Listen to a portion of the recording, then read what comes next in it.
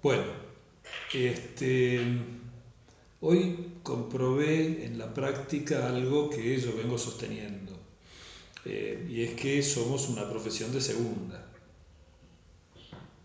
Hoy en el juzgado viene una persona, un señor, a hablarme de sus dificultades, etcétera, en el curso de un expediente, y en medio del relato me dice, bueno, sí, porque los chicos ahora están con psicóloga. Ah, digo yo, qué bien. ¿Cómo se llama la psicóloga? María Luisa. Ah, le digo, ¿y María Luisa tiene apellido? Sí, pero no sé, no me acuerdo. Y ahí comprobé algo que yo sabía de hace mucho tiempo, pero no puedo dejar de verificarlo cada vez, y es que los psicólogos, sobre todo las psicólogas, no tenemos apellido, tenemos nombre de pila. Los médicos, en cambio, tienen apellido y no tienen nombre. ¿Sí? La gente que consulta sabe el nombre del psicólogo, de la psicóloga y el apellido del médico. Ah, sí, mi mamá se atiende con el doctor Pérez y la licenciada María Julia. Ah, ¿y cómo se llama el doctor Pérez de nombre? No sé, el doctor Pérez. ¿Y María Julia qué apellido tiene? No, no sé. María Julia. Siempre fue María Julia. Bueno, esta pequeñez, ustedes saben que siempre nos ocupamos de pequeñeces, esta pequeñez para mí denuncia un problema serio de la profesión, yo les he hablado de esto antes, y es que la gente no valora la profesión del psicólogo, de la psicóloga, como si valora la profesión del médico.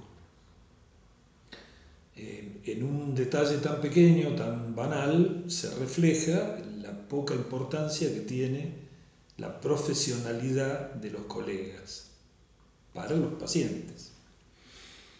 Ahora, ustedes saben que la culpa no la tiene el chancho, sino el que le da de comer. Y acá los que le damos de comer al chancho somos nosotros. Nosotros no nos comportamos con suficiente profesionalidad como para que los pacientes nos registren como profesionales de la salud mental. No voy a entrar en la discusión de si los psicoanalistas somos o no profesionales de la salud mental, que da para otro debate. Pero sí me interesa rescatar esto de que eh, no presentamos ante el mundo una imagen suficientemente sólida como para que las personas consideren que somos profesionales de primera, ¿sí? Que es una profesión mayor.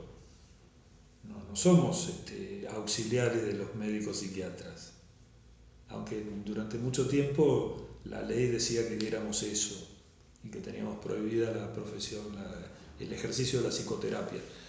Este, claro, ustedes ni habían nacido todavía, pero costó una lucha muy importante ser reconocidos como profesionales que podíamos hacer psicoterapia, este, con muertos y desaparecidos de por medio, les cuento.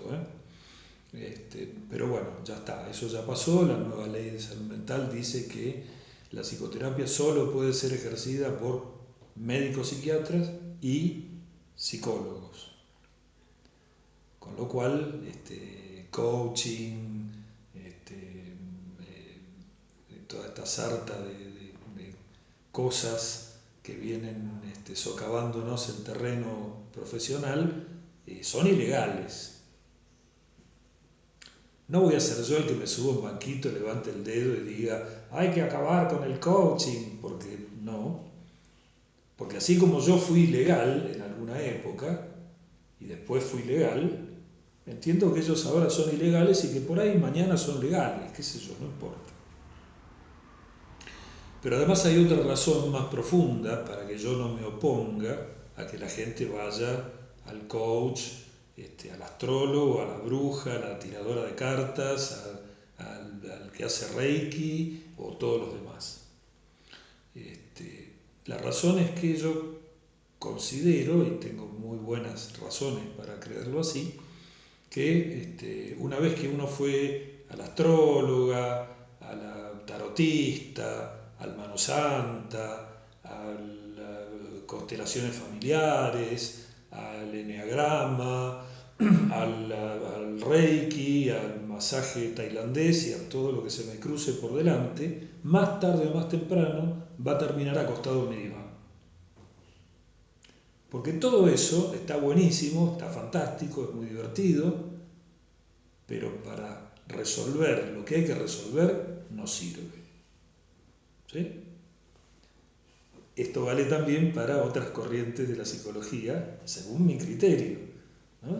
El paciente puede ir a un cognitivista conductual, hacer sus buenas sesiones de terapia, curarse de su fobia, pero más tarde o más temprano sus síntomas, sus inhibiciones o su angustia lo van a costar en mi diván.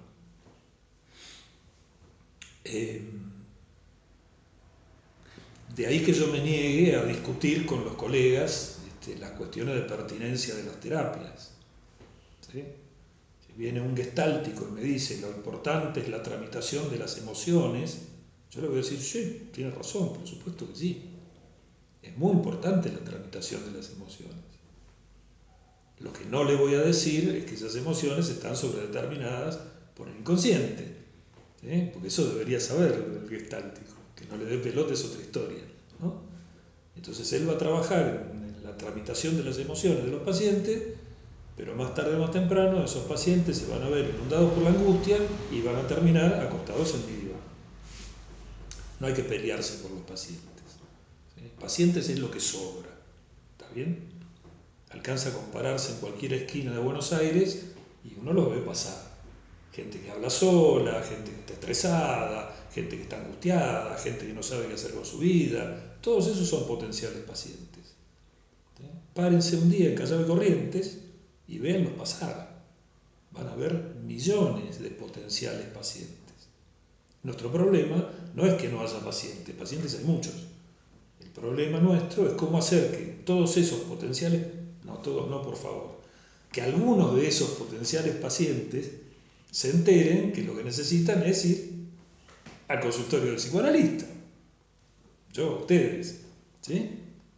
Bueno, no se preocupen porque otras disciplinas intenten robarnos el campo de trabajo. Hay para todos y mucho más. Esta misma discusión se tuvo hace unos años con los psicólogos sociales, ¿sí? Incluso se trató legalmente de impedirles usar el nombre de psicólogos, ya que no lo eran, ¿sí? No eran recibidos en facultad de psicología, entonces no eran psicólogos. Bueno, se perdió esa batalla, es ridícula, el nombre no hace a la cosa, aunque los lacanianos digan que sí. Así que los psicólogos sociales siguen siendo psicólogos sociales, muchos de ellos siguen haciendo psicoterapia, cosas que no deberían, pero hacen. Lo mismo vale para ¿cómo se llaman? Las que trabajan con educación, las psicopedagogas, exactamente, ¿no? Psicopedagogas que tienen un campo de acción específico del cual no deberían salirse y sin embargo terminan haciendo terapia con los pibes, ¿sí? Bueno, yo no me voy a enojar porque las psicopedagogas hagan terapia con los pibes. A lo sumo les voy a pedir que se capaciten lo suficiente para no hacer macana. Pero bueno, listo, nada. Pacientes hay para todos. Bueno, breve introducción para caldear el asunto y marcar mi grado de exigencia, esta cosa supersónica que yo tengo. No solo deben ser profesionales, sino además parecerlo. Me ha traído muchos problemas. Habíamos quedado la vez pasada que íbamos a hablar de qué. La vez pasada yo tengo anotada, se ve que me concentré tanto en charlas que no anoté tanto, y anoté la palabra dinero, pero no me acuerdo de qué hablamos. Dinero, bueno, siempre se puede hablar del dinero, siempre es interesante hablar del dinero. El dinero. Freud dice por ahí, consejos al médico, me parece, o algún texto de esos, dice que, lo voy a parafrasear porque no me lo acuerdo de memoria, en alguna época me lo acordaba de memoria, pero ya no. El tipo dice que el dinero no solo es el medio por el cual uno se gana la vida, digamos, o sea, que obtiene los medios para sustentarse, sino que además en la valoración del dinero participan poderosos factores inconscientes que son sexuales. Y lo deja entrever, y ustedes lo pueden corroborar muy fácilmente. Pregúntenle a la gente cuánto gana, y se van a dar cuenta que nadie dice cuánto gana. Razón por qué no te dirían cuánto ganan. ¿Sí? ¿Cuál es el problema? Es un dato de la realidad, fácilmente verificable. Uno va al recibo del sueldo y ahí dice cuánto gana. ¿Sí? ¿Qué tiene que andar ocultando tanto? Bueno, si lo seguimos a Freud, no es por el monto de dinero, no es por la cifra, sino porque esa cifra refleja algo del orden de lo sexual.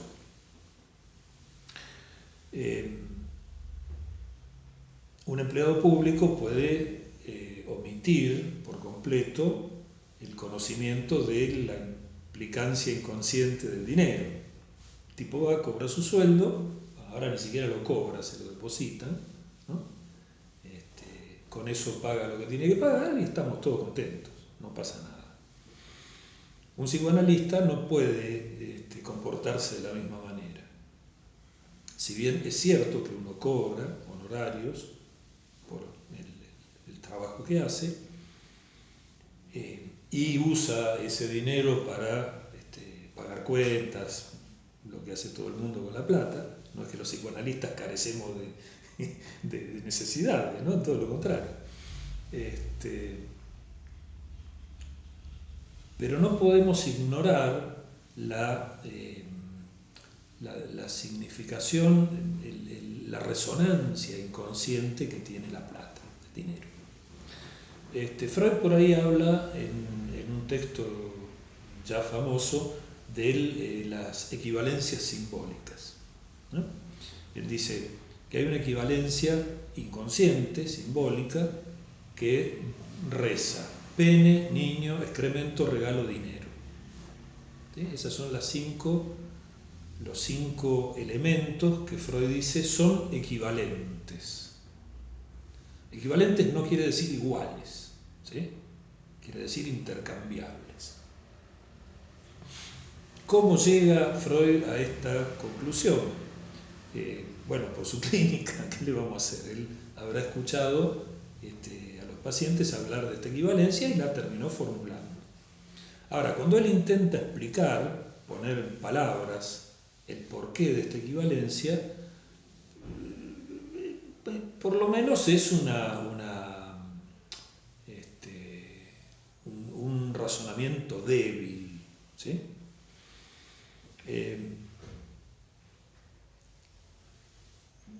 Digo, parte de pene, ¿no? Y de pene pasa a niño, y de niño pasa a caca, y de caca pasa a regalo, de regalo pasa a dinero. El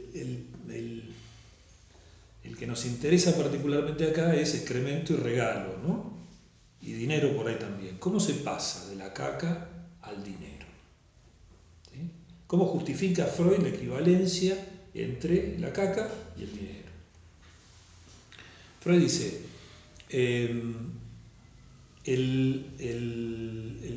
establece esa vinculación por la vía del regalo. Fíjense qué loco. Él dice, el dinero que conoce el niño, el único dinero que conoce el niño es el dinero regalado. ¿Sí?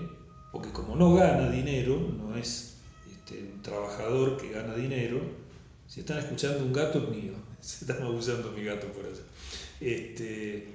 Como no conoce otro dinero que no sea el obsequiado, el regalado, aparentemente en épocas de Freud los pibes recibían monedas como regalo, no recibían regalos, objetos, sino dinerito, calderilla. Entonces el único dinero que conocen los niños es el regalado, el obsequiado. Y de ahí que se forme esta equivalencia simbólica entre dinero y regalo.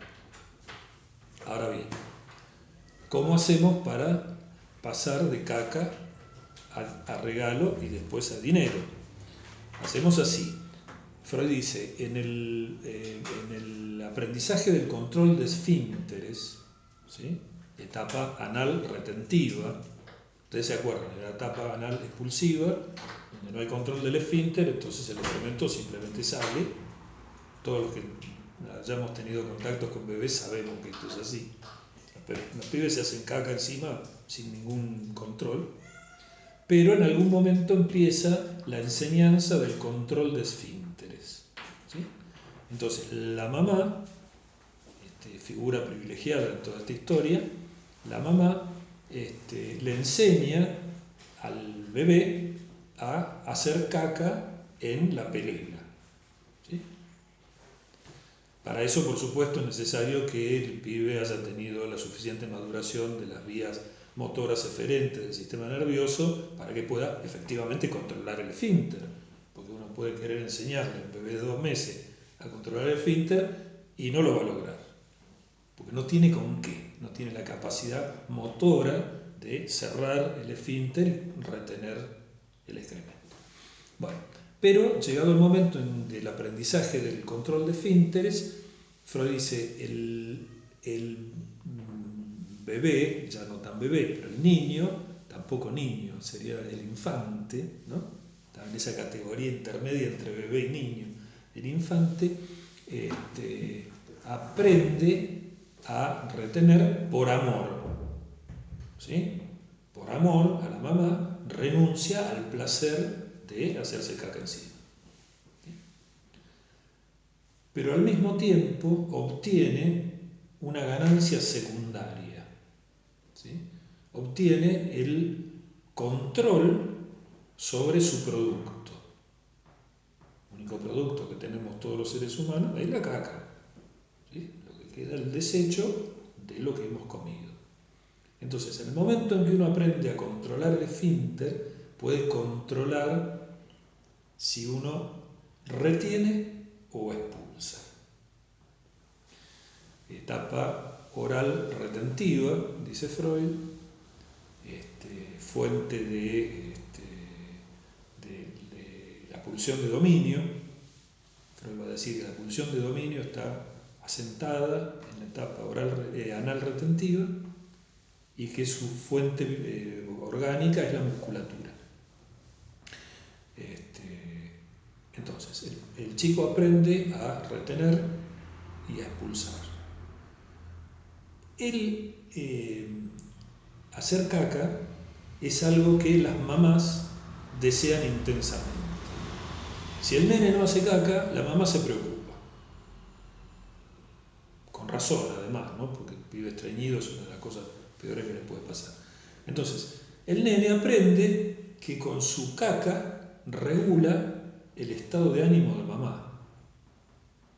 Y Freud dice, aprende a retenerlo para su propio placer autoerótico o a entregarlo como regalo a la madre. ¿Ven? El primer regalo, lo primero que un bebé puede entregar como obsequio, donar, es su caca. Y ahí tienen el vínculo entre la caca y el regalo, y el dinero.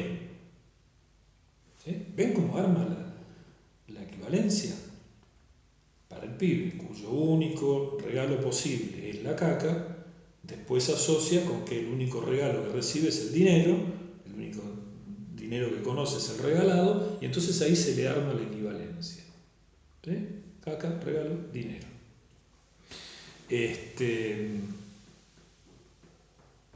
La asociación con pene y niño es incluso más traída de los pelos.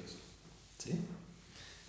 Freud dice que el palo de caca, ¿no?, el excremento duro, con el que los chicos juegan, lo expulso o no lo expulso, lo retengo, lo saco, lo dejo, este palo de caca es homólogo al pene, ¿sí? Homólogo al pene, que también sirve para excitar una mucosa, ¿sí? Bueno, Medio traído los pelos, pero ponele que puede ser. Y la asociación con niño viene por el lado de el bebé, el niño es algo que papá le regala a mamá, ¿sí? Utilizando el otro equivalente, pene, ¿sí? Para donárselo. Entonces ahí tienen armada la equivalencia simbólica entre los 5 elementos. Un problema muy actual es averiguar si esa equivalencia se puede extender a depósito bancario, a dólares, a patacones en otra época, que por favor no vuelvan nunca, o a transferencia electrónica, o a te deposito en tu cuenta. Yo no sé, en la práctica funciona, digamos, del lado de la supervivencia del analista funciona, ¿sí? Uno cobra electrónicamente porque no le queda más remedio y funciona, porque uno recibe el dinero. Lo que no está tan claro es si en el inconsciente del paciente ese hacer una transferencia electrónica, o sea, apretar un par de botoncitos en una computadora o en un celular, equivale al acto de llevar la plata en la mano para pagarle al analista. Yo sospecho que no es lo mismo. Sospecho que no es lo mismo. Sospecho que ahí si bien hay un intercambio de dinero, no necesariamente se produce el acto de pago. Sí, adelante, me pregunta. Desmuteaste, ahora sí. Ahora estás muteada de vuelta. No, tenés que desmutearte porque si no, no te vamos a escuchar. Ahora sí. ¿Ahí? Ahí sí. No, me viene a la cabeza con esto que decís, la relación también con la tarjeta de crédito o las fichas del casino, ¿no? Como que ahí hay detrás también, no está el dinero, digo. Es cierto, es cierto. Lo de la ficha del casino nunca se me hubiera ocurrido. Yo no soy jugador, así que no, es algo que está ajeno a mi experiencia.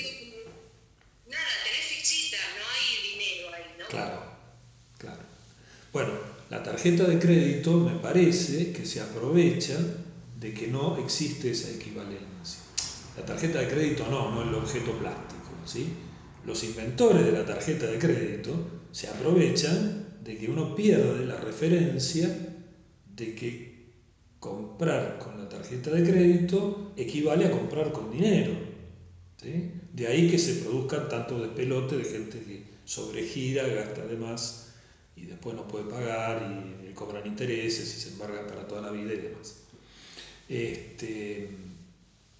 Lo mismo vale para la tarjeta de débito, si vamos al caso, ¿no? Yo voy al almacén, pago con débito, está bien, la plata está porque la tengo en mi cuenta, si no, no me pueden cobrar. Pero no es lo mismo que pagar con plata a plata. Esto actualmente no es un problema grave, porque no nos hemos puesto a pensarlo seriamente, pero sí la tendencia a la desaparición del dinero como objeto continúa, y ya vamos hacia allí claramente, ¿no? De hecho, en este momento pagar con plata en efectivo es mucho más raro que pasar la tarjeta de débito o crédito, ¿no? Pues no sé la experiencia de ustedes, para mí los 2 últimos años de pandemia han sido bancarizar todo, ¿eh? Incluso los pacientes que me pagaban con plata en mano, al no venir a verme, sino atenderlos por medios electrónicos, han tenido que pasar a pagarme con transferencia bancaria, lo cual parece complicado. Bueno, ahora estoy volviendo a la presencialidad plena, así que me van a volver a pagar con plata en mano, con lo cual ese problema por ahora no lo voy a tener. Es cierto que, por ejemplo, un paciente se resistió a pagar de manera electrónica y entonces me llevaba la plata a mi casa. Venía todo embarbijado y envuelto ¿sí?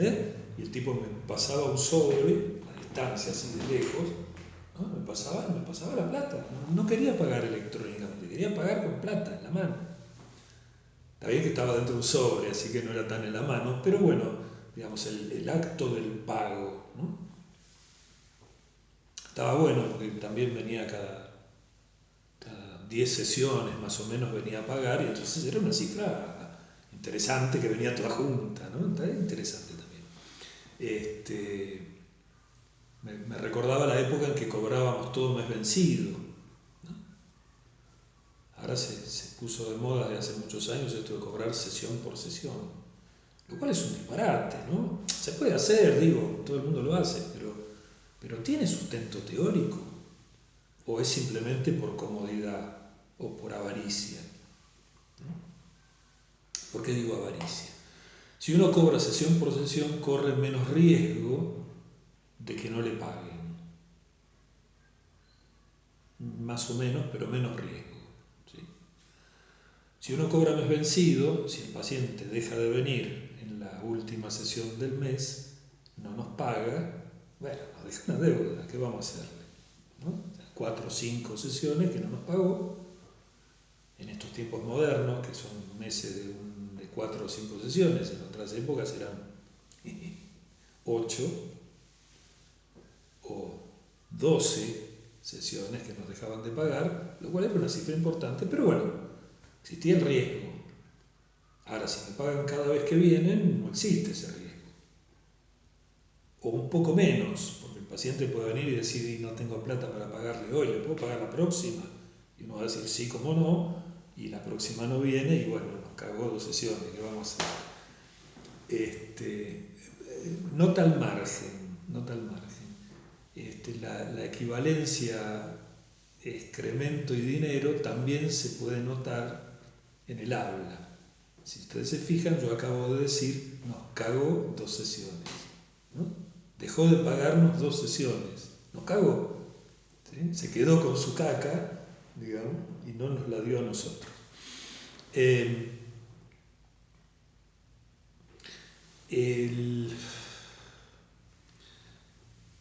Freud dice, es común que los hombres traten a las cuestiones de dinero con idéntica duplicidad e hipocresía que las cuestiones sexuales.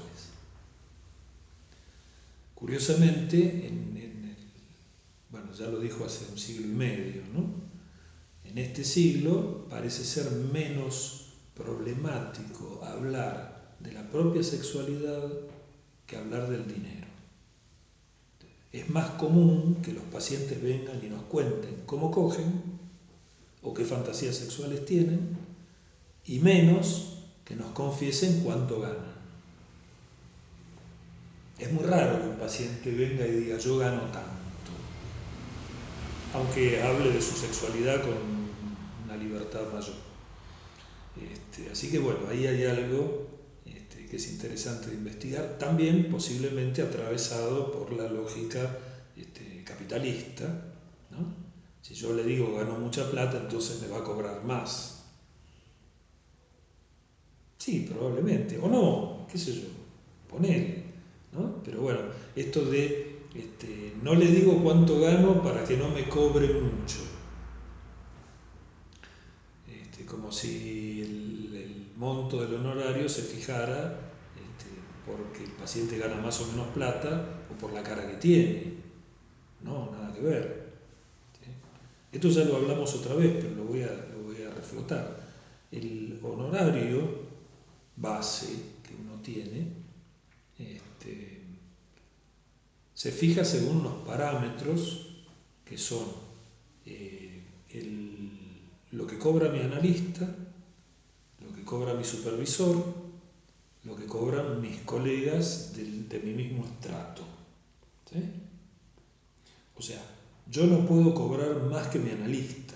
Si mi analista me cobra 1000, yo no puedo cobrar 1500. Lo mismo mi supervisor, ¿no?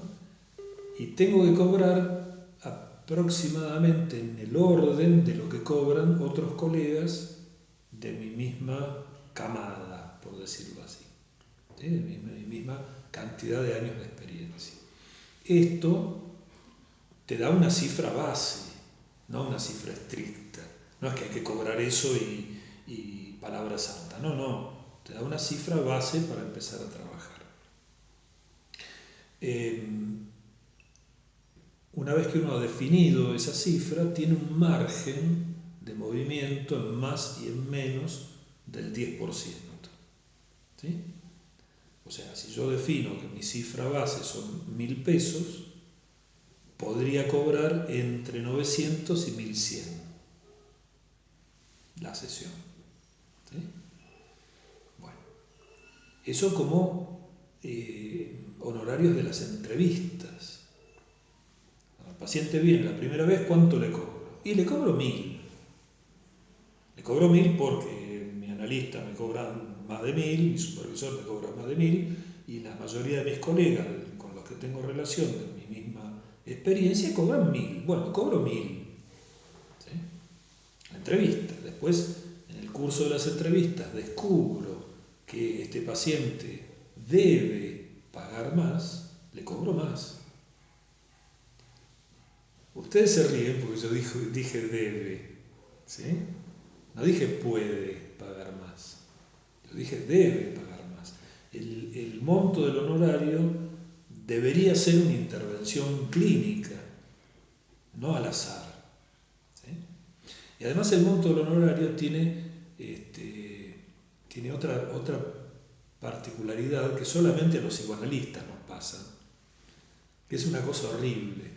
Yo no le puedo cobrar 6.000 pesos a un paciente, aunque los pueda pagar, si yo no estoy en ese rango de honorarios. Entonces, si yo veo, sí, decime, desmuteate y decime. ¿Ahí se escucha? Ahí sí. No, que hoy justamente tengo una amiga que vive en España, entonces me decían, nosotros te vamos a recomendar para que hagas pacientes y qué sé yo, y ahí me surgió la duda, digo, ¿qué hago? O sea, ¿cuánto tengo que cobrar? O sea, en mi moneda, hacerla, o sea, dije, bueno, son 6 euros, 8 euros, para ellos es eso, para mí, ¿cuánto es? ¿No? ¿Cómo? Bueno, ahí estás en un problema. ¿Cómo se cobra en moneda extranjera? ¿No? Esperen que termino con la idea de por qué uno no le puede cobrar 6.000 si uno está cobrando 1.000 y después recuérdenme que vuelva sobre eso.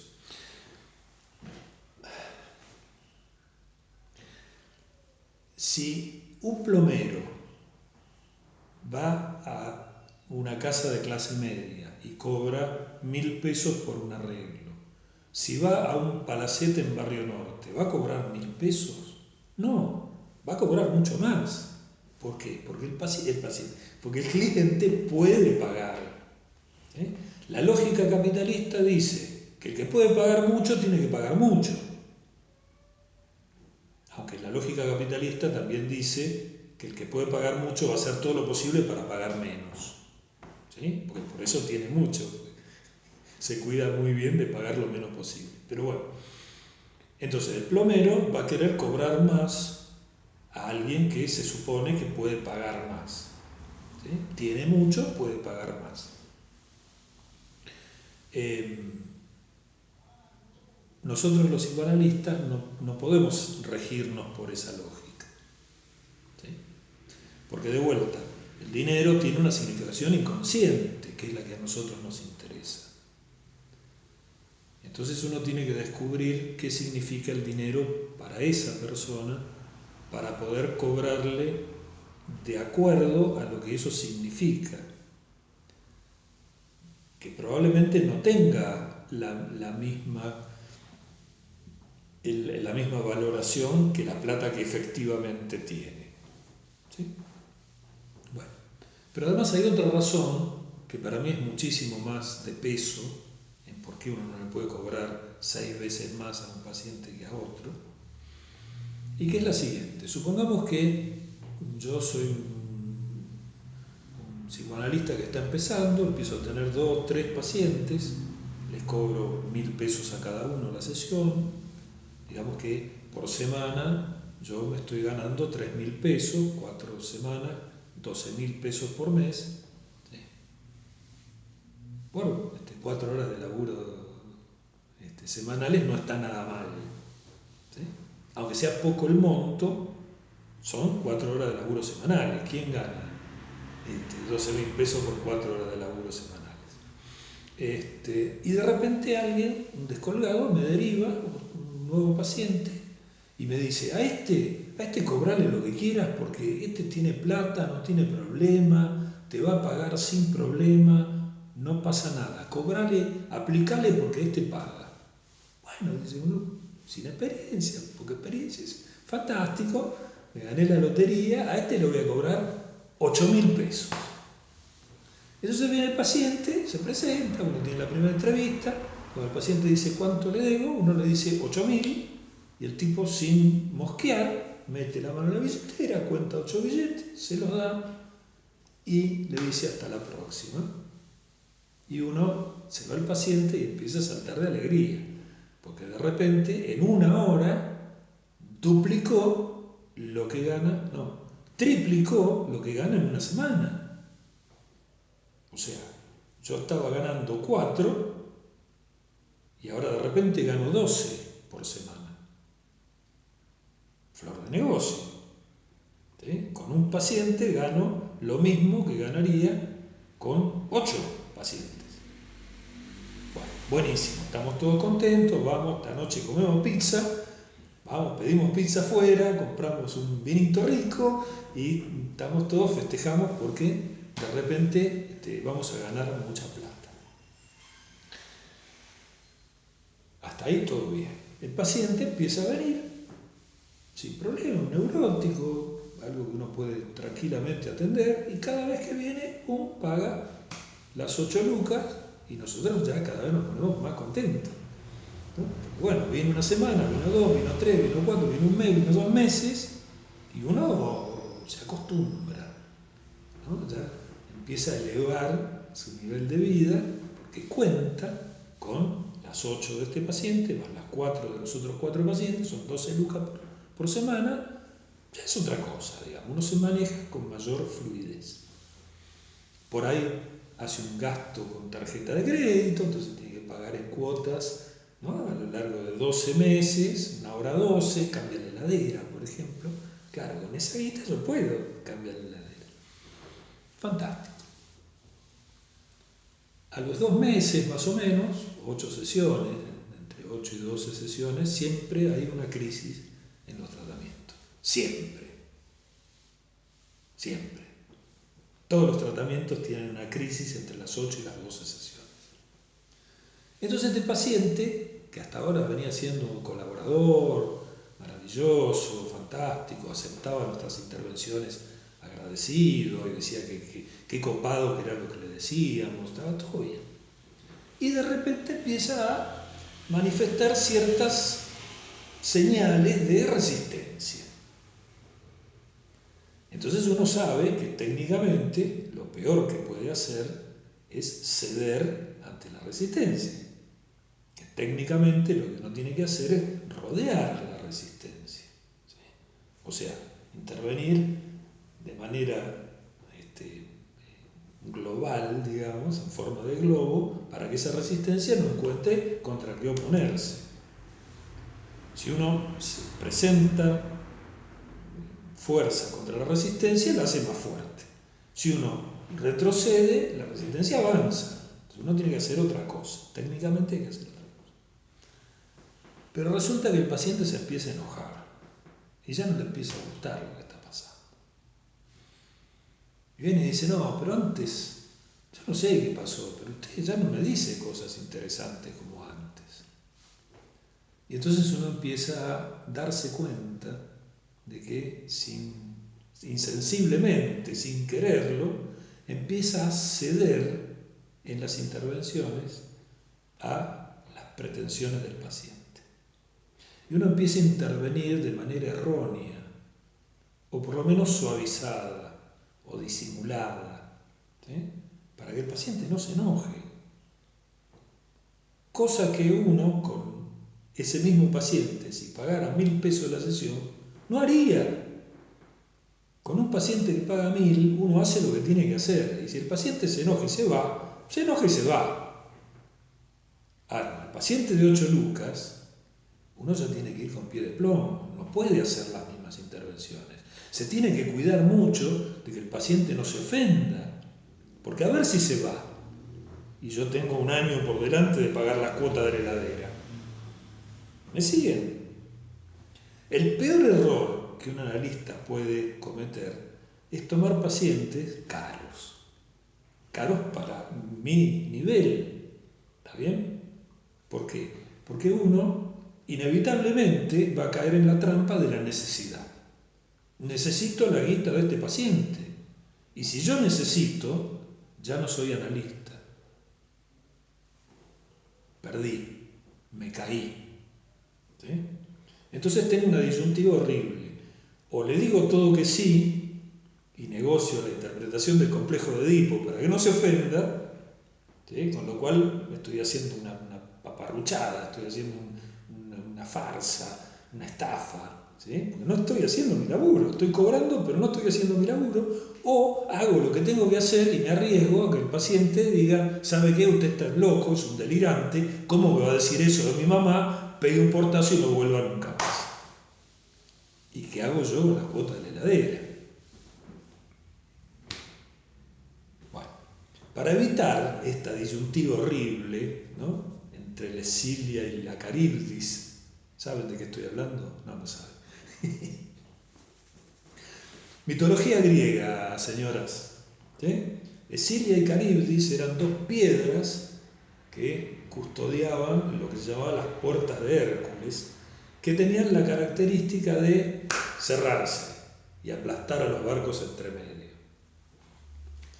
Una versión menos mitológica o menos mágica decía que en Escilia había un remolino, un torbellino, que se tragaba los barcos, y que en Caribdis había rocas puntiagudas justo por debajo del nivel del agua, en lo cual los barcos se encallaban. O sea, era un paso prácticamente imposible. Si uno se iba un poquitito para Escilia, se lo tragaba el remolino; si se iba para Caribdis, se comía las rocas, en los dos casos te morías. Bueno, este es el caso. Si me voy un poquito para allá, negocio y pierdo mi función y por lo tanto me transformo en un estafador. Y si me voy un poquito para allá, me estampo contra las rocas y el paciente se va dando un portazo y me quedo sin plata. Bueno, ¿cuál es la mejor manera de pasar entre Escilia y Caribdis? Yendo por otro lado. Entonces, si a mí me vienen a ofrecer en este momento un paciente que pague $100 por sesión, yo voy a decir no gracias. No gracias. Me encantaría, pero no puedo. ¿Sí? Porque $100 son, ¿qué son? 20 lucas. ¿Sí? Yo no puedo cobrar 20 lucas por sesión. No me da el piné, no me da la psiquis para tolerar eso. ¿Cómo voy a cobrar 20 lucas una sesión? ¿Sí? No importa, yo tengo 35, casi 40 años de experiencia. Igual no puedo. No puedo porque la pregnancia de la cifra va a ser tan grande, ¿sí?, que yo voy a estar todo el tiempo pendiente de no perderme esas 40 lucas, ¿sí?, por sesión. ¿Sí? Son 160 lucas por mes, es un montón de guita. Está bien, otro dirá 160 lucas es un cambio, es un vuelto. Para mí no. Para mí no es un vuelto. ¿Sí? Por eso la medida del honorario siempre es personal. ¿Sí? Porque, a ver, un colega, nacido en cuna de oro, criado con una cucharita de plata en la boca, que vive en Puerto Madero, te puede decir, ¿qué problema hay con 140 lucas mensuales? ¿Y cuál es el problema? Para mí no hay ningún problema, yo eso me lo gasto en 2 salidas en la noche. Bien por él, es su realidad, pero no es mi realidad. Porque mi realidad es otra. Entonces yo no me puedo medir con aquel en lo que cobro, porque me tengo que medir conmigo mismo. ¿Sí? Por eso uno establece un honorario que es el válido para uno y de ahí se maneja 10 más, 10 menos. ¿Sí? 10% más, 10% menos, ahí tiene un margen de maniobra. Lo mismo vale para el otro lado. yo cobro 1.000 y viene una persona y me dice, vea, yo le podría pagar 200, le tengo que decir que no. Me pasó hoy me pasó. Me llama una ex paciente, una mujer que yo atendí hace 3 años, la atendí 1 año y medio, me manda un mensaje de WhatsApp desesperada diciendo que está en crisis, que se quiere morir, que no puede más, que qué sé yo, que no tiene trabajo, que el ex marido no le pasa plata, que los pibes no tienen para comer, qué sé yo, que está al borde del suicidio. Entonces, ¿yo qué hago? La atiendo, una videollamada, ¿sí? Le escucho el problema, y el problema realmente es angustiante. ¿Sí? Tiene el hijo mayor que se droga, tiene el hijo del medio tiene 16, 14, que ya hizo 2 intentos de suicidio, tiene la hija menor que es una ostra, que no se le saca palabra, el ex marido no le pasa plata, ¿sí? Les paga el colegio a los chicos, pero no le pasa plata. Ella perdió el laburo al principio de la pandemia, su madre se está muriendo de cáncer y ella se tiene que hacer cargo porque es la mayor de las hijas, ¿sí? Y los otros hermanos no se hacen cargo ni siquiera en plata, o sea, todo recae sobre ella. Imaginen la angustia de esta mujer, que es lo que me nace humanamente. Bueno, la voy a atender igual, aunque no me pueda pagar, la voy a atender igual, la voy a sacar de este pozo. Afortunadamente uno es un zorro viejo y ya pasó por ahí varias veces y entonces sabe que si uno empieza a atender gratis a una persona en esas condiciones, lo único que va a hacer es remachar como un remache, ¿sí? Esa posición melancólica. Entonces uno va a trabajar remando en dulce de leche y con los remos al revés. No va a conseguir nada, ¿sí? Nada.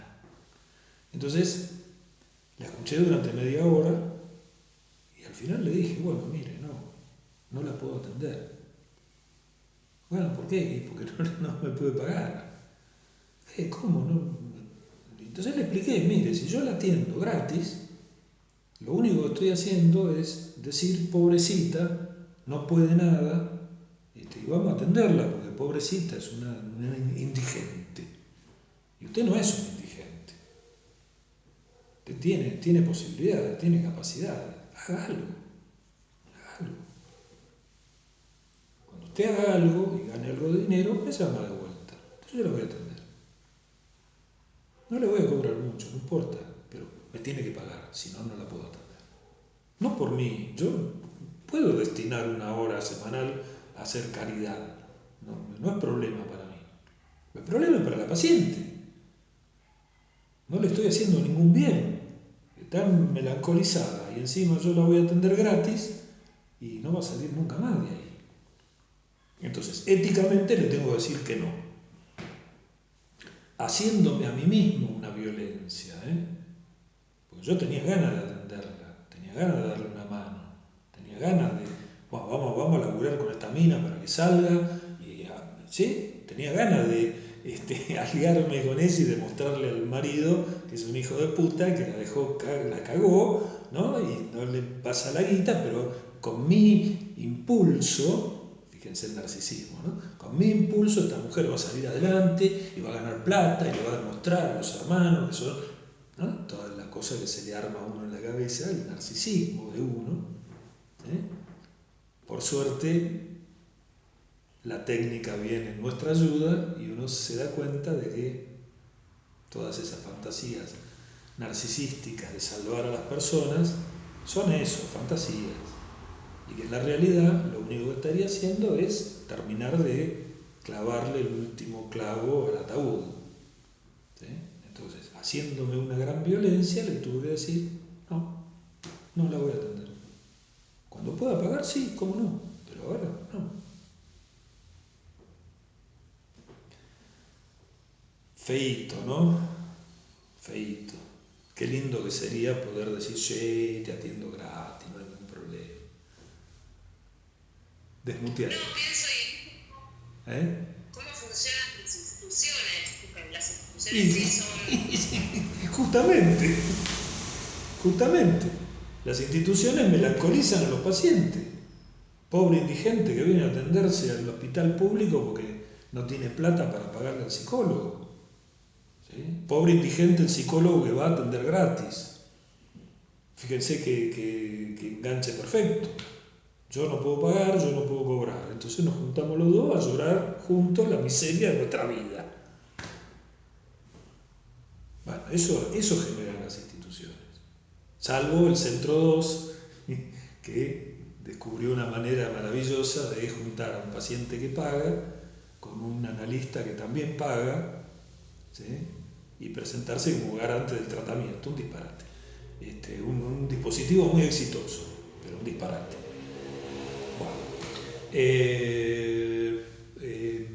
Cobrar en divisa extranjera. ¿Cómo cobrar en divisa extranjera? Eso es complicado. Es complicado. Es complicado por muchos lados, pero vamos a entrar por el lado que nos interesa a nosotros como psicólogos, digamos, no vamos a entrar en cuestiones de contadores, ¿no? Que si le cobro, que si cómo entra la plata, que cómo hago para cobrarla, que cómo recibo yo. Todo eso lo dejamos al margen porque, bueno. Ahora, si yo le cobro a un paciente español, por ejemplo, no sé cuánto está el euro, pero supongamos que le cobro en dólares, para dar una equivalencia, digamos, no importa. No sé cuánto está un euro, no tengo idea. Dólar más o menos tengo idea porque somos bimonetarios, pero bueno, supongamos un dólar, un paciente yanqui, ¿sí? A un argentino viviendo en Yanquilandia. ¿Cuánto le puedo cobrar? Le puedo cobrar como cobra un psicoanalista en Nueva York y no le puedo cobrar como un analista en Nueva York. Analista en Nueva York cobran $100 la sesión. Y sí,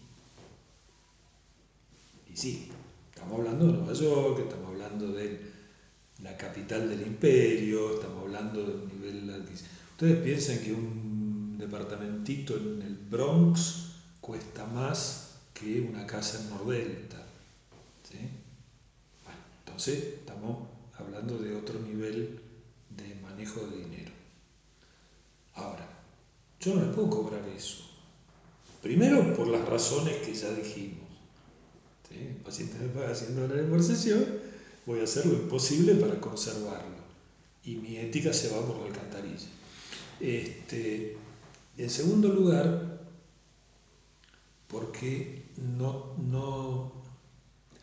digamos, a menos que uno tenga un prestigio internacional muy bien ganado, ¿por qué un paciente en Nueva York le pagaría a un perfecto desconocido como yo, ¿sí?, esa cifra? ¿Por qué? Para eso va a ver al doctor Silgenstein, que tiene muy buenas referencias, y se atiende con Silgenstein. ¿Por qué se va a atender con Torta? ¿Quién es Torta? ¿Quién lo conoce? ¿No? ¿Qué escribió? ¿Qué paper se escribió? Nada, olvídate. Entonces ahí hay dos cuestiones. La primera es mi imposibilidad de cobrar una suma disparatada, y por otro lado está la imposibilidad de los pacientes de pagarme la suma disparatada. Disparatada para mí, por ahí para ellos no. Ahora, tampoco le puedo cobrar, y acá estamos en un problema, tampoco le puedo cobrar el equivalente en moneda de ellos a lo que yo cobraría acá. Volvamos a nuestro ejemplo estándar. Yo cobro 1.000 pesos. ¿Cuántos dólares son 1.000 pesos? Cada dólar está a 200 pesos. ¿Sí? 200 pesos son 5 dólares. 1.000 pesos son 5 dólares. Si yo le pido a un señor que vive en Estados Unidos 5 dólares por una sesión, se me va a cagar de risa. En la cara. ¿Sí? Me va a decir, ¿qué es usted? Peor que el curandero de la esquina. ¿Quién es? ¿Qué le pasa? ¿Sí? Y uno no le puede poner a explicar que en realidad, por el cambio, ¿no?, porque la moneda de ellos vale mucho y la nuestra vale poco, y entonces lo que para él es un vuelto, para nosotros es plata. No podemos hacer eso. ¿Sí? Recuerden que somos psicoanalistas, no somos financista, ni hacemos importación, exportación, ¿no? Somos ajenos a ese mundo. Nosotros nos ocupamos de otra cosa. Bueno, entonces, uno se ve obligado a cobrar más de lo que cobra, con todos los riesgos que esto implica. Entonces, a ver, ¿cuánto cobra ponele no en Nueva York? Está bien, pero los yanquis no van al psicólogo en realidad, van al psiquiatra, pero bueno, ponele. En España, que está más difundida la cuestión, ¿cuánto le puedo cobrar? ¿Cuánto cobra un psicólogo argentino en España? ¿No? Hay muchos psicólogos argentinos en España. Hasta en la canción de Sabina aparecemos, imagínense. ¿Conocen la canción de Sabina? Todos menos tú, el psicólogo argentino mostrándote el camino. Bueno, hasta ahí llegó. ¿Cuánto cobra? No sé cuánto cobra un psicólogo argentino en Barcelona, no tengo idea, pero habría que averiguar, ¿sí? Porque es un precio de referencia. ¿Cuánto cobra? ¿Cuántos euros cobra un psicólogo argentino? Bueno, entonces uno tiene que cobrar un promedio, ¿sí?, entre lo que el paciente le pagaría al psicólogo argentino en Barcelona y lo que uno está cobrando, ¿sí? Que va a ser mucha plata. Supongamos que si yo cobro $5 la sesión y allá el paciente debería pagar, no sé, $30, ¿sí?, yo le tengo que cobrar 15. ¿Sí? $15 para mí es mucha plata, para él es poca plata. ¿Sí?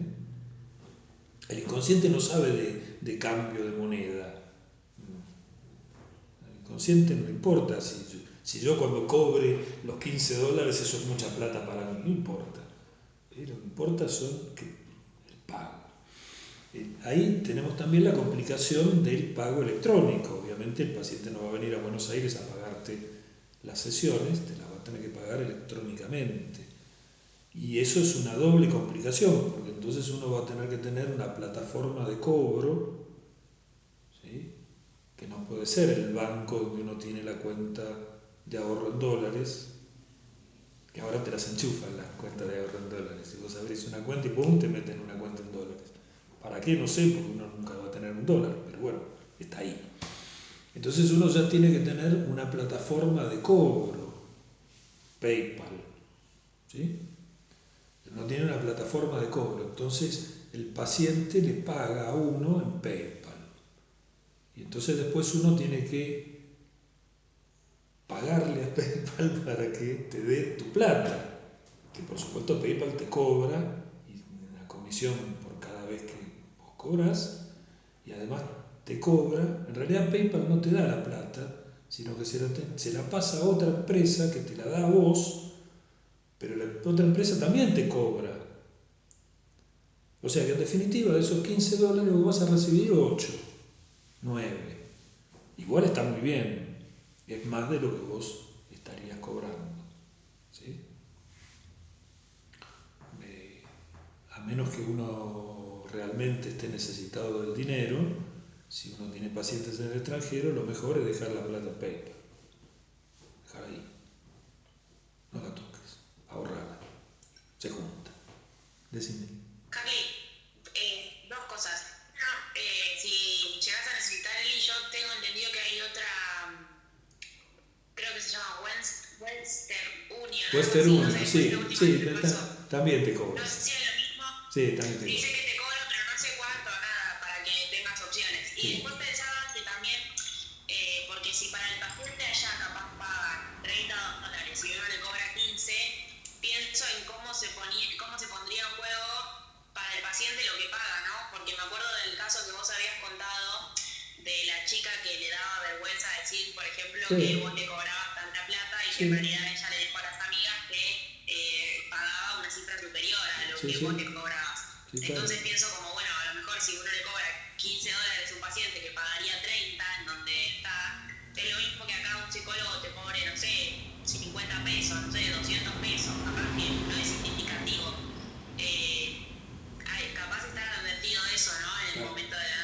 Está bien, en el transcurso. está bien, pero en el transcurso uno puede indagar por ese lado y en todo caso ajustar el honorario. La única ventaja que yo le veo a cobrar en dólares es que es moneda de valor constante, entonces uno no tiene que ajustar. Puede aumentar, pero no tiene que ajustar. En cambio acá, nuestra moneda constantemente devaluada, uno tiene que ajustar. ¿Sí? Bueno, yo en los últimos años he elegido ajustar por el costo de vida una vez al año. O sea, pierdo plata todo el tiempo, les cuento. Porque la plata que yo cobro ahora es la misma plata que cobré en enero de este año y por supuesto esa plata vale mucho menos, tiene menos poder adquisitivo. Pero bueno, ¿qué va a hacer? No se puede ganar en todos los tableros. Entonces yo en enero ajusto, no aumento, no confundir. Cobro más plata, pero esa plata no es más plata. Es la misma plata que cobraba en enero del año pasado. ¿Sí? Después me pasé todo el año perdiendo valor, pero no importa. Hubo épocas en que se ajustaba una vez por mes, cada 15 días, cada sesión. Ustedes son muy jóvenes, pero los que vivimos la hiperinflación alfonsinista y la vivimos trabajando, digamos, sabemos que había colegas que el paciente llegaba y le decían, bueno, hoy la sesión cuesta tanto. Y si el paciente no tenía la plata, no lo atendían. Disparate de ese calibre. ¿No? Aumentar todas las sesiones, que el paciente llega y no sabe cuánto tiene que pagar. ¿No? Una ridiculez, una imposibilidad lógica de laburar. ¿Sí?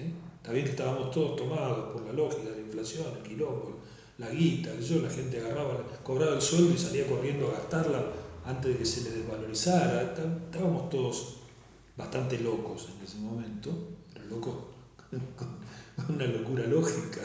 Digamos, el universo se tambaleaba todo el tiempo, ¿no? Uno no sabía si su plata valía algo o no valía nada. Era bastante terrible.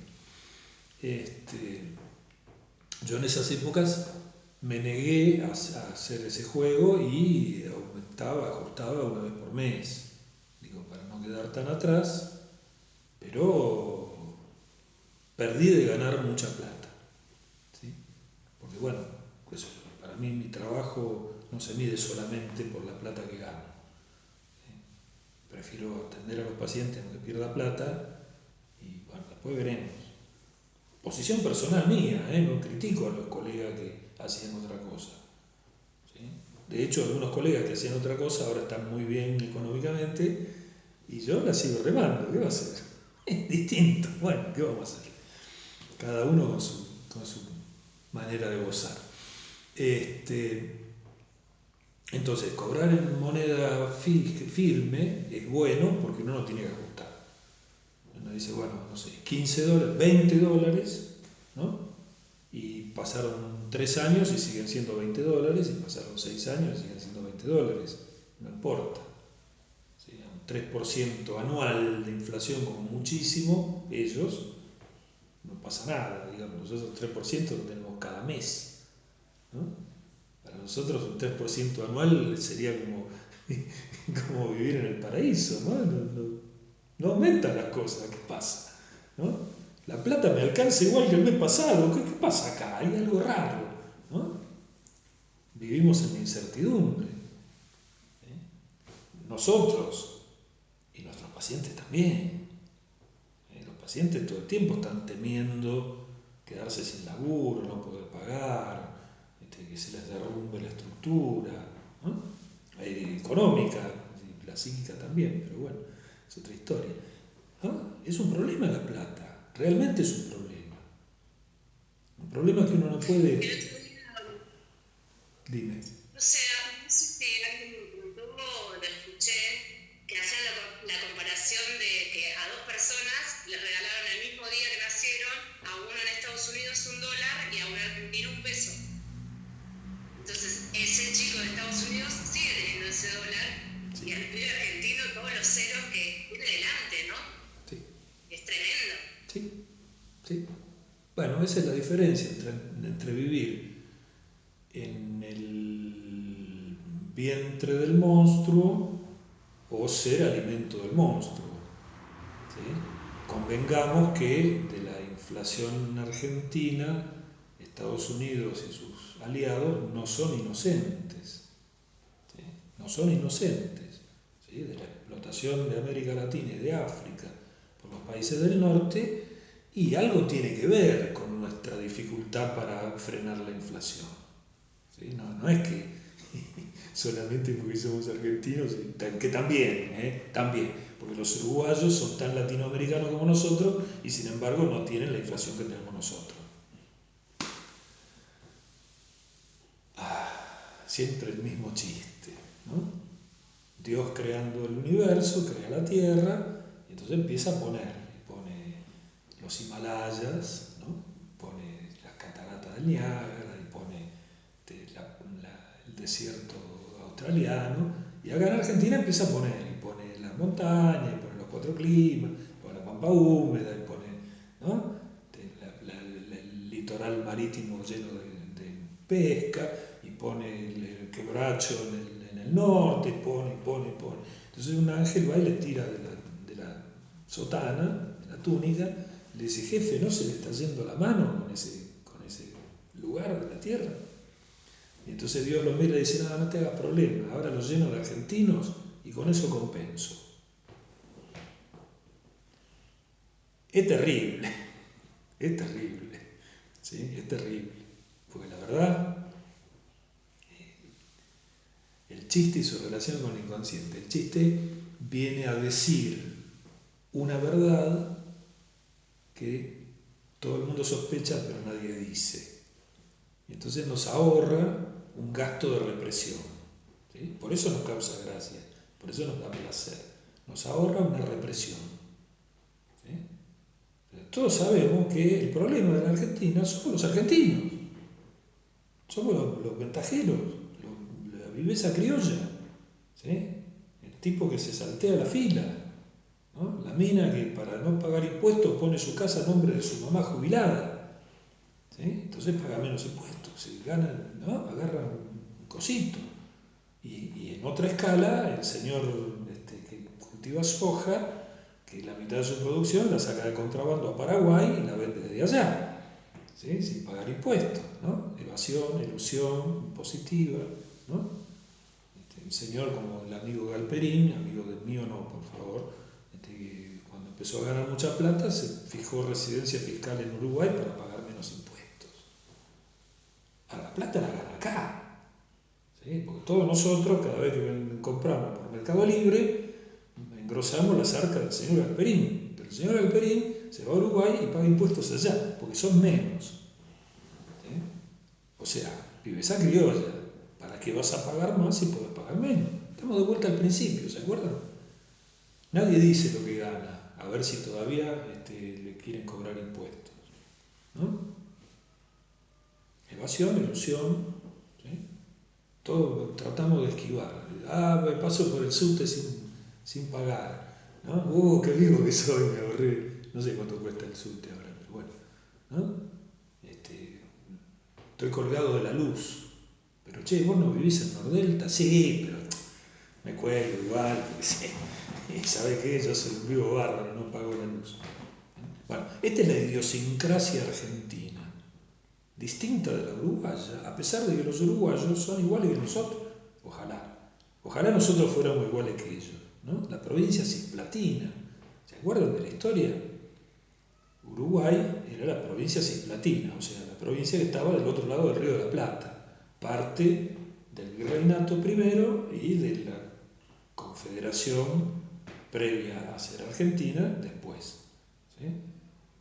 Después Artigas y compañía, Gervasio José, se agarra a Uruguay, la provincia del litoral, y dice: no, nosotros nos vamos aparte, ¿sí? Porque no tenemos nada que ver con esos porteños centralistas, unitarios, porque nosotros somos federales, nos separamos. Bueno, guerra de por medio, Brasil interviene, etc. Queda Uruguay como país independiente y Argentina por otro lado. Una bala disparada de otra manera y Uruguay sería Argentina también. O sea, por suerte para ellos no lo son. ¿Sí? Por suerte para ellos no lo son. Nuestra mala fama mundial, ¿sí? Del vivillo, del aprovechado, del ventajero, tienen razón, nosotros somos eso. Pero eso no es lo grave. Lo grave es que estamos orgullosos de ser eso. ¿Sí? Fíjense el narcisismo argentino centrado en ganar la ventajita. ¿Sí? No, yo los yanquis, no sabés. Yo me voy a Estados Unidos, me mando 2 o 3 tramoyas y me hago millonario. Me hago millonario haciendo tramoyas, ¿sí? No laburando, no rompiéndome el lomo, haciendo tramoyas. No, la estafita, ¿no? El cuento del tío, vender un buzón.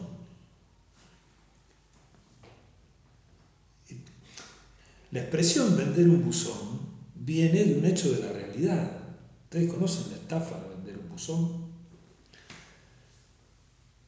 Cuando el correo físico de tirar la carne al buzón era la única manera de comunicarse, había buzones que eran rojos en las esquinas donde uno iba y tiraba su carta con la estampilla, pues pasaba el cartero, se llevaba las bolsas y la distribuía al correo, le llegaba. Entonces a algún vivillo argentino se le ocurrió que podía cobrar por que la gente pusiera cartas en el buzón. Entonces, ¿cómo era la estafa? Venía un pueblerino del interior, ¿no? Y decía, no sabés, yo tengo un negocio bárbaro. Sí, che, ¿qué negocio? ¿Ves ese buzón de la esquina? Sí, bueno, vení, acompañame. Entonces se apoyaba, el vivillo se apoyaba en el buzón, entonces venía uno para poner una carta, le pagaba y ponía la carta. Al rato venía otro, le pagaba y ponía la carta. Venía otro, le pagaba. Bueno, ¿ves? A mí me pagan, yo soy el dueño del buzón, me pagan por poner las cartas. Yo gano mucha plata con esto. Uy, qué bueno, qué sé yo, ¿dónde se puede? ¿No? ¿Cómo puedo hacerlo? Bueno, yo te vendo mi buzón, porque la verdad estoy cansado de esto y vos sos un buen tipo. ¿Eh? Bueno, te lo vendo. ¿Cuánto me lo vendes? Y te lo vendo tanto. Sí, como no, toma, me pagan. Se iba. Claro, el tipo se quedaba apoyado en el buzón y al primero que venía le quería cobrar por poner la carta. Cosa que, por supuesto, nadie iba a pagar, porque era toda una tramoya armada para estafarlo. ¿Sí? Bueno, de ahí quedó esto de vender buzones. ¿Sí? Una estafa graciosa, si querés. ¿No? Se burla uno de la ingenuidad del pueblerino que llega a la gran ciudad y, maravillado, ¿no? Y enroscado por la labia del estafador, cae como un chorlito en una estafa. Bueno, este es el ser nacional. Este es el ser nacional. Arruinarlo todo. Es lamentable que yo, argentino, tenga que decir estas cosas. ¿Sí? Pero fíjense, nosotros agarramos la cumbia y hacemos cumbia villera. Agarramos el rock y hacemos rock nacional, que salvo honrosísimas expresiones es una mierda. Agarramos, no sé, casi cualquier cosa, agarramos la democracia y hacemos esto. ¿Sí? Agarramos el comunismo y hacemos el PC. ¿Ustedes se acuerdan del PC? Ahora ya creo que no existe más, o si existe ya es una cosa tan pequeñita que ni vale la pena mencionarla. Pero el PC, el Partido Comunista Argentino, fue una fuerza poderosa en algún tiempo. Pero también se alió con Videla. ¿Sí? Porque había que combatir al peronismo. ¿Me siguen? Bueno, eso solo en Argentina. En otro lado no se consigue. Un partido comunista que se alíe con un dictador fascista para combatir al partido que representa al pueblo. ¿Dónde lo vieron eso? En Argentina. Y así siguiendo, ¿no? Los countries colgados de la luz, para no pagar la luz. Los funcionarios del gobierno nacional declarando como baldío su mansión en Buenos Aires. para pagar menos impuestos, menos ABL. ¿Sí? A ver, ¿sí? Tenés una casa que vale 2 millones de dólares en Buenos Aires y lo declarás como baldío para no pagar el ABL.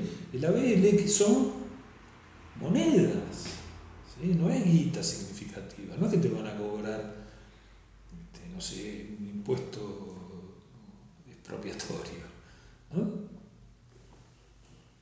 El ministro del gobierno pasado que tenía su plata en el extranjero. Dijeron, bueno, viejo, ¿va a traer la plata ahí? No, no creo. ¿Y por qué? Porque este país no es confiable. Él era el gobierno. ¿Sí? A ver, ¿en qué cabeza cabe? Porque es incompatible. Si sos el gobierno, se supone que confías en el plan que vos mismo estás llevando adelante. Entonces traes tu plata. O una cosa o la otra. Las dos juntas no se puede. Bueno, en Argentina se puede. ¿Sí? En Argentina se puede. En Argentina la mayor parte de la inflación se debe a motivos psicológicos. ¿Sí? Porque no hay, es multicausal, estamos de acuerdo, pero no hay ninguna justificación real, fáctica, para que los precios aumenten lo que aumentan en este país. No hay. El dólar. ¿Por qué el dólar vale lo que vale? El dólar de las cuevas, el dólar blue, ¿sí? Son operaciones muy chiquitas, no es que hay mucha gente comprando y vendiendo, no, y por ahí una operación de mucha guita te levanta el valor a precios insólitos, como los que tenemos ahora, por ejemplo.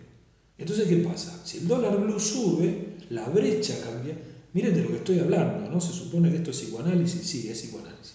La brecha cambiaria aumenta y entonces todo el mundo asume que el gobierno va a devaluar. ¿Sí? Entonces se anticipa a esa devaluación aumentando los precios.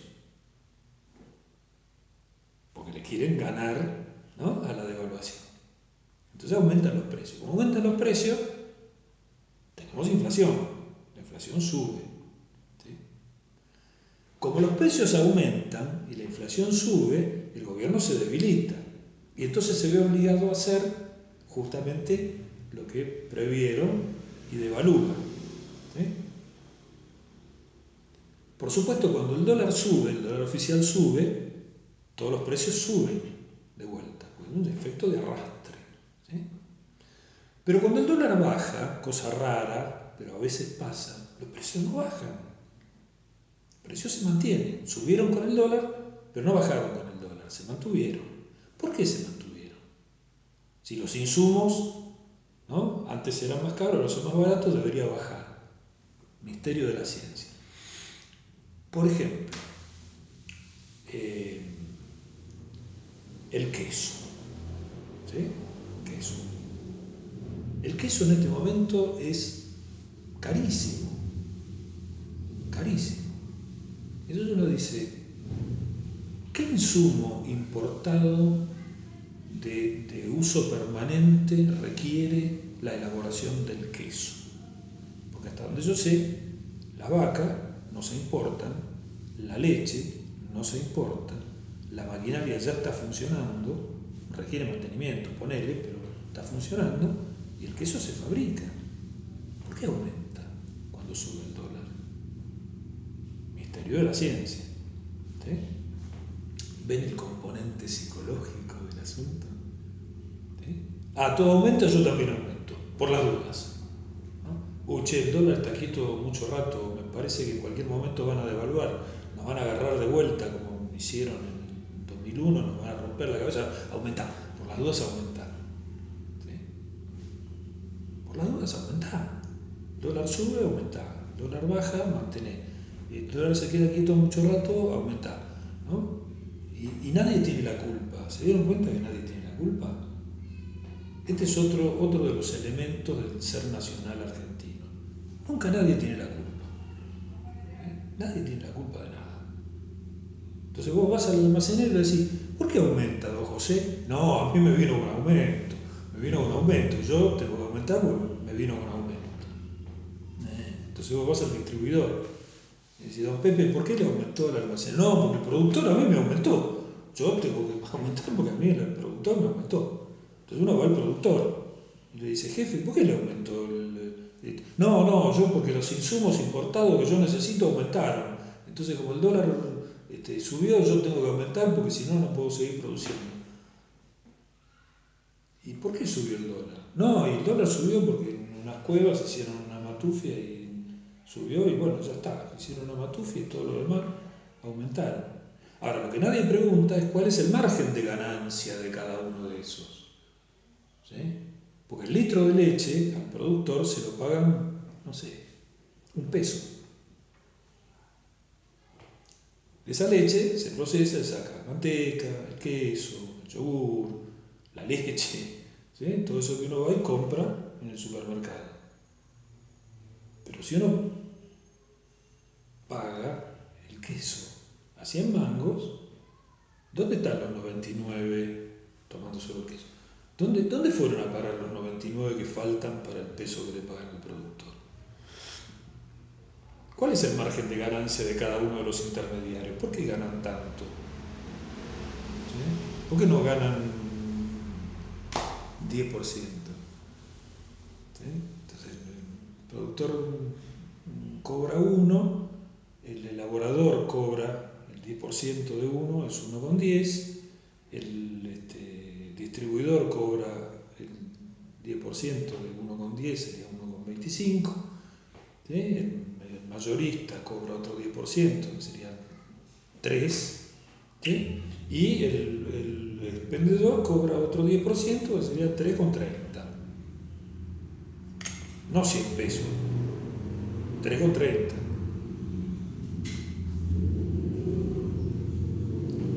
¿Me siguen? Este es un país donde nadie quiere perder. Nadie quiere perder. ¿Sí? Y el psicoanálisis va en contra de esa lógica. Porque el psicoanálisis se trata de trabajar con la pérdida, justamente. Y no solo con la pérdida del paciente, la pérdida del analista también. Cada vez que uno toma a un paciente en análisis, pierde. Una infinidad de posibilidades. Pierde. ¿Sí? Ese paciente nunca va a poder ser mi amigo. Esa paciente nunca va a poder ser mi novia. Con ese paciente nunca voy a poder hacer negocios. Pierdo por todos lados. Pierdo por todos lados. Y a veces es terrible, porque pacientes que son fabulosos, interesantes, gente linda, gente buena, uno sería amigo de ese paciente y no puede, ya lo perdió para siempre. No se puede, es pérdida, ¿sí? Ejercicio de castración, una y otra y 1000 veces. Ejercicio de castración. El analista hace de la castración un ejercicio cotidiano, permanente. Profesión de mierda. No podríamos haber sido, no sé, horticultores. No, bueno, somos psicoanalistas. ¿Sí? Profesión de mierda, pura pérdida. Excepto en una cosa, el dinero. Entonces vuelvo sobre el dinero y cerramos como empezamos. El dinero. Lo único en lo que yo estoy autorizado a desplegar mi deseo es en el dinero. Y yo deseo el dinero para no desear al paciente. ¿Sí?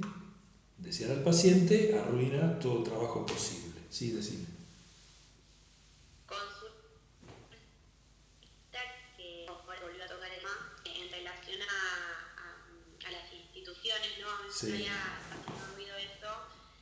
Entonces, ¿el psicoanálisis es clasista? No.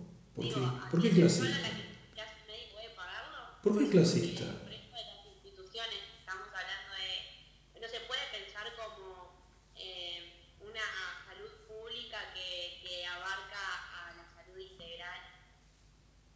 Ponele, ir a hacerse atender a un hospital o a un CAPS. Mira, Con un avance del Estado, digamos. a ver. El de la salud también, de comprender el con salud. El problema del psicoanálisis y las instituciones es complejo y casi infinito. ¿Sí?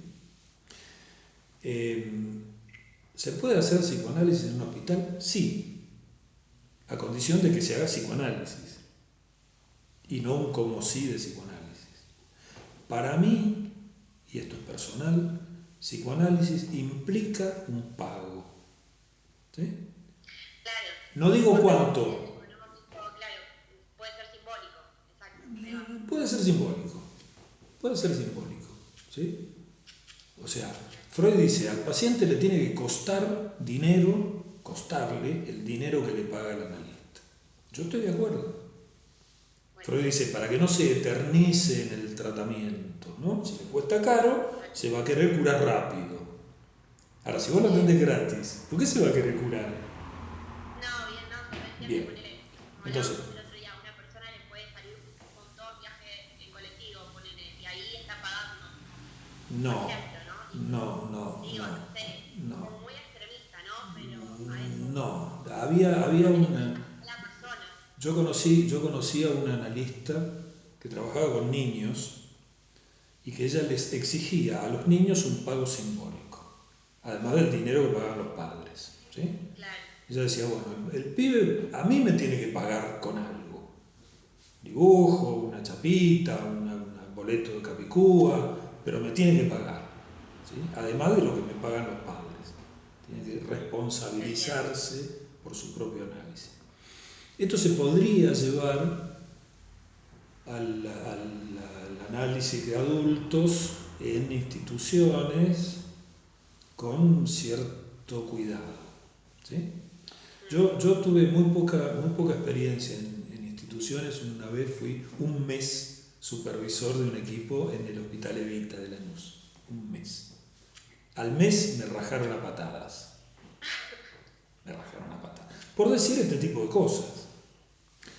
Llego la segunda vez, yo iba una vez por semana. La segunda vez que llego, estaba entrando yo por el playón, caminando. Adelante mío venía una de las colegas que atendía, caminando. Y atrás mío entra un tipo en un auto, no te digo, guau, qué auto, pero era un auto. Pasa por al lado de la psicóloga y dice, tut, y estaciona. El tipo se baja, cierra la puerta, se apoya en el auto y espera que venga la psicóloga. Cuando la psicóloga llega, la saluda con un beso y entra. Bien. Yo entro, qué sé yo, supervisión, charlas. Y aparece la colega al grupo de supervisión. Entonces yo la veo y le digo, ese señor que entró con usted al consultorio, ¿quién es? Es mi paciente, dice. Hay algo que está mal. ¿Sí? Un señor que viene en auto no se puede atender gratis en un hospital, porque el dispositivo no es para el señor que tiene auto. Hay algo que está mal. ¿Sí? Que el tipo venga en auto manejando y vea a la psicóloga que viene caminando, ya te descajetó toda la transferencia. Ya está, no se puede. Se puede, de hecho lo hacía, la mina sostuvo que ella lo iba a seguir haciendo porque a ella le parecía bien y a mí me rajaron. Está bien, ¿qué va a hacer? Está bien, ganó el supuesto criterio de realidad. El usuario. ¿Sí? Bueno, el psicoanálisis no se basa en el criterio de realidad. El psicoanálisis se basa en otra cosa. ¿Sí? Entonces, ¿yo puedo atender pacientes en un hospital? Sí. ¿Puedo hacer psicoanálisis en el hospital? Sí. Pero no lo puede hacer cualquiera, ¿eh? Hay que bancarse. ¿Sí? No puede ser que los pibes recién recibidos vayan todos corriendo al hospital a formarse. ¿Sí? A formarse. ¿En qué se forman? ¿Sí? ¿En qué se forman? ¿En qué hay que atender gratis a los pacientes? ¿Hay que hacer caridad con los pacientes? ¿Hay que melancolizar a los pacientes? ¿Hay que bancarse que el tipo viene en auto a atenderse gratis a un hospital que a vos no te paga un mango? Eso es... Desde ese lugar estamos de acuerdo. Bueno. Estaba en otro tipo de población. Bueno. Entonces... Estaba en otro tipo de población cuando hacía la pregunta. Está bien. Pero yo te doy el ejemplo porque era el Hospital Evita en Lanús. No. O sea, no era el Finoquieto, ¿no? Era el hospital pobre. ¿Sí? No, seguro. Y además también ahí se puede como deslizar el lugar que le daba ese paciente a la salud mental, ¿no? Obvio, obvio. Sí, voy ahí porque es gratis. ¿Sí? Y bueno, pero el problema no es que el paciente venga acá porque es gratis. El problema es que para nosotros también es gratis, pero no es gratis. Porque vos tenés que pagar tu boleto de colectivo para llegar al hospital, tenés que dejar de hacer un montón de cosas por ir al hospital. Tu esfuerzo no es reconocido porque no hay una renta, no es que a vos te pagan por ir al hospital, porque vas ad honorem, ¿sí? Bueno, y un día te rayaste y no vas más. Y nadie te pregunta nada. Y los tratamientos que vos estabas llevando, supongamos análisis, yo creo que no, pero los tratamientos que vos estabas llevando adelante quedan todos en el aire. ¿Sí? Un montón de gente que queda pataleando en el aire. ¿Sí? Hasta que a alguien se le ocurre que esa gente que vos atendías la tiene que atender otro. ¿En qué cabeza cabe que un fulano que fundó Transferencia con un tipo en particular, de repente le cambian el psicólogo y todo sigue igual? ¿Ven? Eso no es psicoanálisis, eso es cualquier cosa. ¿Sí? Porque, a ver, a vos te atiende un ginecólogo, ¿sí? Y estás acostumbrada a ir a ese ginecólogo. Tenés confianza con ese ginecólogo, ya sabés cómo funciona, cómo labura. Y un día vos entrás al consultorio y no está ese ginecólogo, hay otro. Es lo mismo. No es lo mismo. No es lo mismo. Imagínate un analista. Imagínate si un día viene mi paciente y en vez de abrirle la puerta yo, le abre la puerta una de ustedes. ¿No es ridículo? Bueno, entonces, ¿se puede hacer psicoanálisis en el hospital? Sí, se puede. ¿En las condiciones en que estamos? No, no se puede. No se puede. Se puede hacer otra cosa. Podemos hacer psicoterapia, podemos hacer palmoterapia, podemos hacer ayuda social, podemos hacer un montón de cosas. ¿Psicoanálisis? No. No. No están dadas las condiciones. ¿Se puede hacer psicoanálisis a nivel masivo? Se podría si tuviéramos suficientes colegas adecuados para hacer ese laburo. Hoy no se puede. No se puede. En Cuba, por ejemplo, la salud es estatal. No hay salud privada. ¿Sí?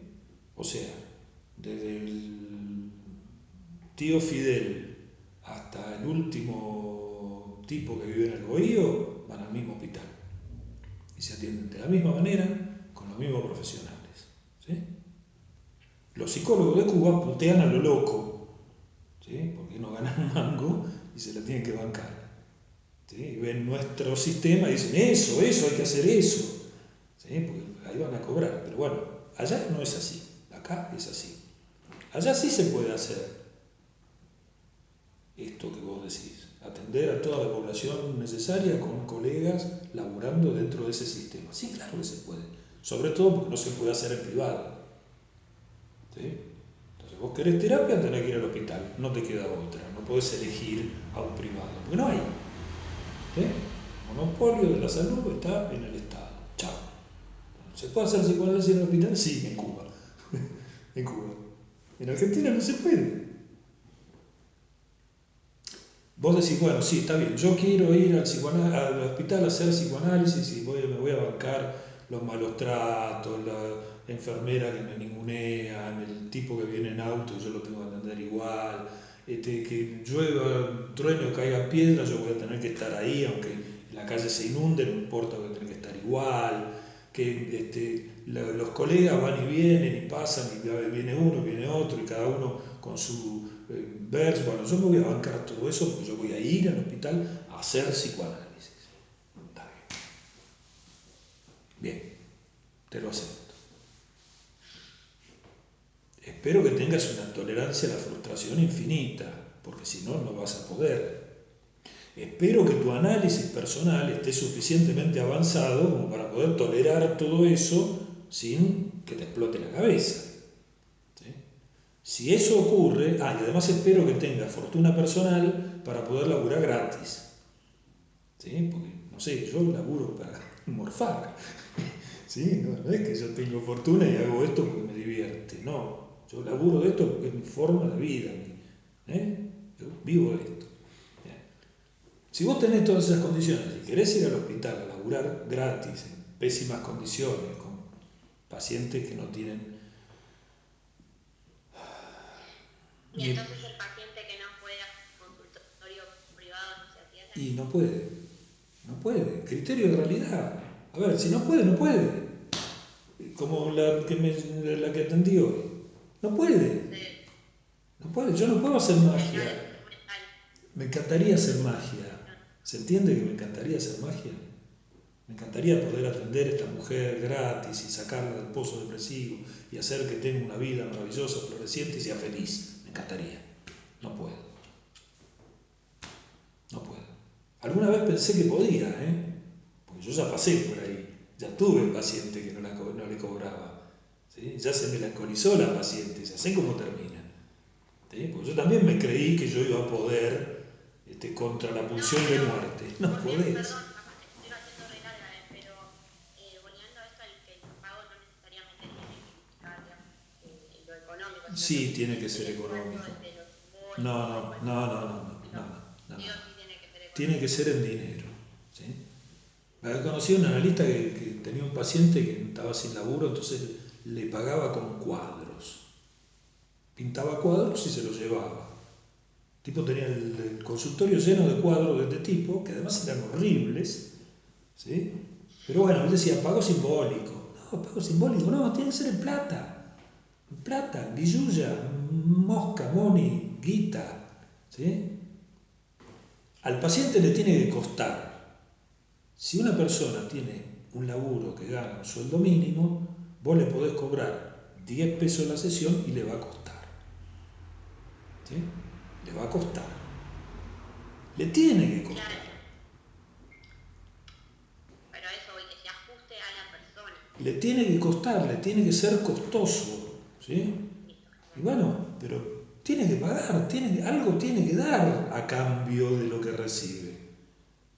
Tu No, atención flotante. Algo tiene que pagar. Que sea mucho, poco, poquito, casi nada, una monedita, que le cueste. ¿Sí? Si a él le cuesta, está bien, no hay problema. ¿Sí? ¿Podemos ir a hacer psicoanálisis a la cava? Sí podemos. ¿Por qué no? Sí podemos.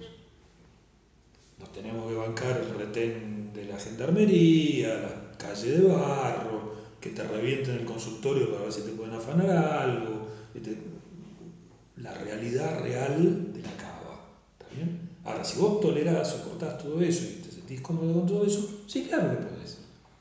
Claro que podés. Pero tenés que cobrar. ¿Sí? Que les cueste. ¿Sí? Si no les cuesta, entramos en la trampa de la transferencia socavada. ¿Sí? Qué bueno que es este hombre. Mirá, me atiende gratis. Qué bueno que, bueno, no le voy a contar esto que me violaron porque se va a preocupar, pobre hombre. Claro. Entonces no me cuenta escena traumática de la infancia porque yo me voy a preocupar. Porque soy tan buena persona que la atiendo gratis que ella no me puede hacer eso. ¿Y es dónde fue a parar el psicoanálisis? No sé, yo no lo veo.